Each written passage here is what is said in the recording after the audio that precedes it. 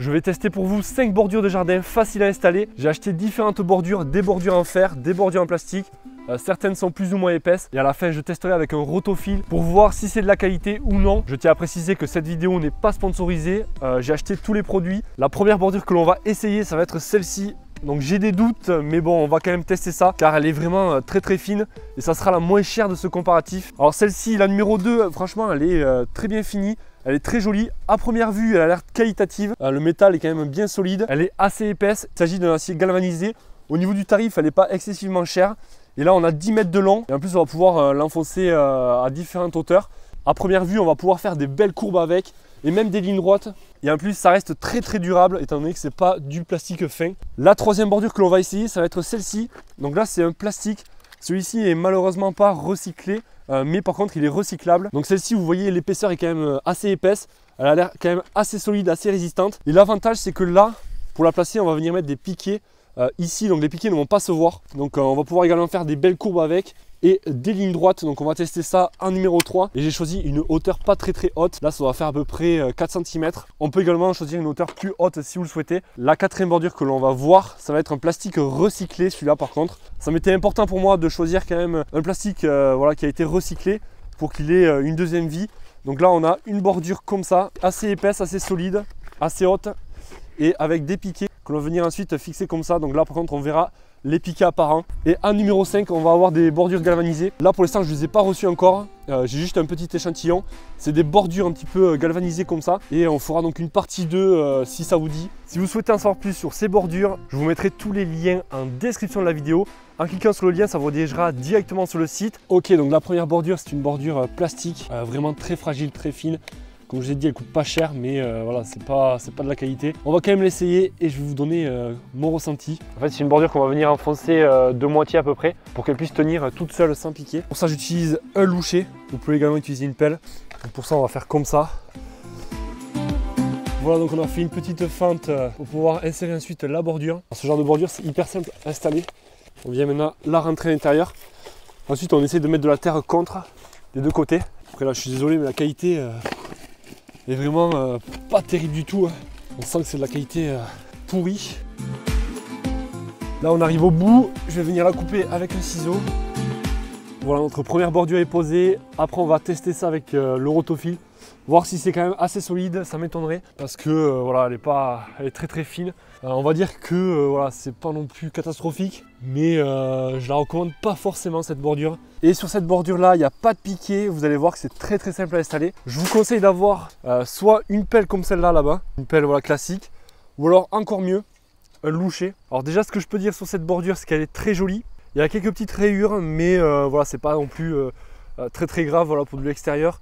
En tout cas moi ça me choque pas. Pour la couper, je suppose qu'il faudra une disqueuse ou alors une pince coupante. Et je vais également faire en sorte que la jonction entre les deux bordures se passe soit là, pas dans un virage et de façon à ce que ça se voit pas trop. Ok, donc je vais déjà tester de voir un petit peu la forme que je vais lui donner. Je vous conseille quand même de mettre des gants, même si cette partie là n'est pas tranchante. Le but voilà, de cette bordure, c'est de pouvoir faire quelques petites courbes un peu par-ci par-là. Voilà, si on la laisse un petit peu droite, franchement, vous voyez un petit peu l'alignement est quand même propre. Ça fait toujours un petit peu ondulé, mais on peut faire un petit alignement sympa. Je suis en train de remarquer que vu que la terre est bien meuble, elle s'enfonce quand même plutôt bien à la main. Donc là, le but c'est quand même de faire des courbes. Alors, le but c'est de commencer à l'extrémité, donc ici. Et on va faire exactement pareil, même système que tout à l'heure, avec le loucher. Alors, le fait d'avoir travaillé la terre avant, ça aide vachement pour faire tenir la bordure. Finalement là c'est plutôt pratique. On peut même venir l'enfoncer comme ceci. Alors si vous n'avez pas travaillé la terre avant, il faudra faire tout avec le loucher. Et après on viendra donc consolider en tapant un petit peu des deux côtés. Après réflexion là, je pense que le mieux ça va être de gratter à la main comme ça, l'endroit où j'ai déjà travaillé la terre. Et ça va être de la placer au fur et à mesure. Et ensuite on viendra remettre de la terre contre des deux côtés. Au moins jusqu'à la moitié, bien tassé.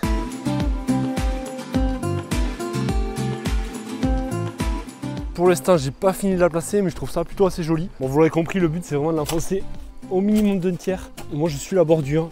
Je viens creuser un petit peu. Donc ici, à la jonction, j'ai laissé un petit peu dépasser. Voilà, laissé dépasser au moins de 10 cm. Au moins ça fera plus propre et on va venir pareil mettre de la terre des deux côtés. Pour l'instant franchement ça va, j'espère que ça va tenir dans le temps. Là je vais venir remettre un petit peu de terre contre et tasser avec le pied pour être certain que ça tienne bien dans le temps contre la bordure des deux côtés. Et franchement ça a l'air de plutôt bien tenir, hein.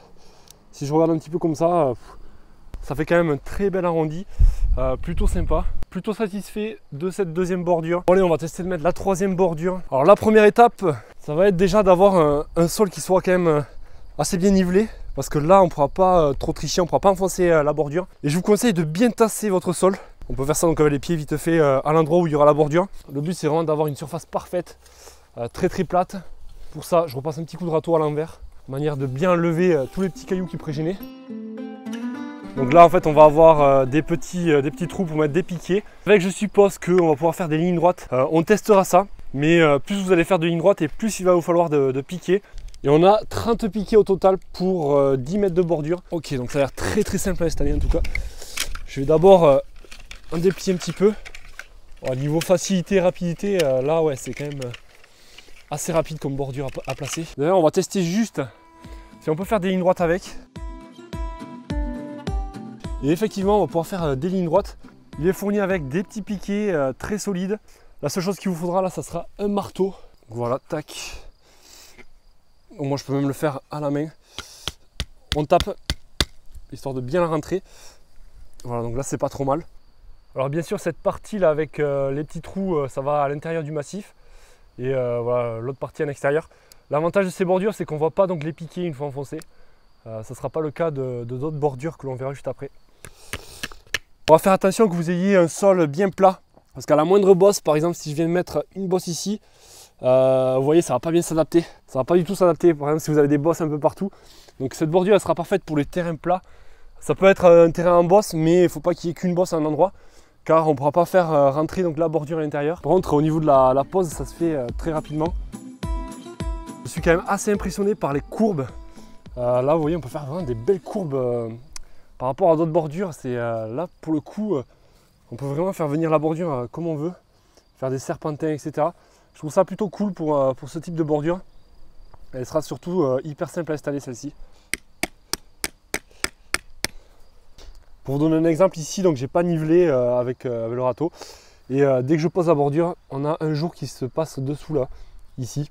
Donc au final, toujours bien niveler votre terrain avant de poser. Bon, on va tester maintenant les bordures avec un coupe-bordure ou une débroussailleuse, voir si c'est solide. Allez, on attaque par la première, celle-là j'ai des doutes. Bon ben on est d'accord, c'est pas du tout de la qualité. Le plastique va se casser dans le temps, donc celle-là je vous recommande pas du tout. Vous voyez, j'ai même pas forcé, que la bordure est coupée en mini morceaux. On va maintenant tester la deuxième bordure. Ça fait quelques petites traces, mais après voilà, c'est normal le plastique. De toute façon c'est pour de l'extérieur, donc moi ça me dérange pas. J'espère que celle-ci est résistante. Allez c'est parti. Voilà. Je vais essayer d'y aller vraiment contre. La troisième bordure elle résiste vraiment parfaitement. Bon, pour faire une petite conclusion, la première bordure clairement je vous la recommande pas.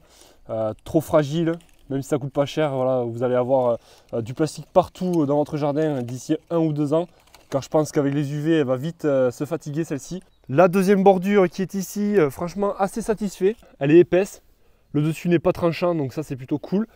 Après vous pouvez régler l'enfoncer plus ou moins suivant vos envies. Et l'avantage c'est que celle-ci sera extrêmement durable dans le temps, étant donné que là on est sur du galvanisé. Donc la couleur ne va pas changer, elle ne va pas rouiller. La troisième bordure assez surprenante car elle est rapide à installer et en plus elle est plutôt costaud. On peut faire également de belles courbes. Franchement celle-ci je la recommande. Ça m'embête un petit peu que ce soit du plastique. Bon après ça reste du plastique recyclable, mais bon voilà ça reste quand même du plastique. Après à vous de voir, mais clairement entre les deux bordures, je pense la plus durable dans le temps ça sera celle-ci. À voir donc celle-là comment elle va vieillir. Après voilà la qualité pareil est quand même assez satisfaisante. Ça reste plutôt solide. Dans la partie 2 d'ailleurs, je mettrai des copeaux partout et je vous montrerai le résultat final. Je vous mettrai tous les liens de chacune des bordures que l'on a vues en description de la vidéo. Et on se garde cette bordure en plastique recyclé pour une deuxième partie avec la bordure en alu que je vais pas tarder à recevoir. Donc on fera une deuxième partie. Abonnez-vous et moi je vous dis à la prochaine. Allez, ciao!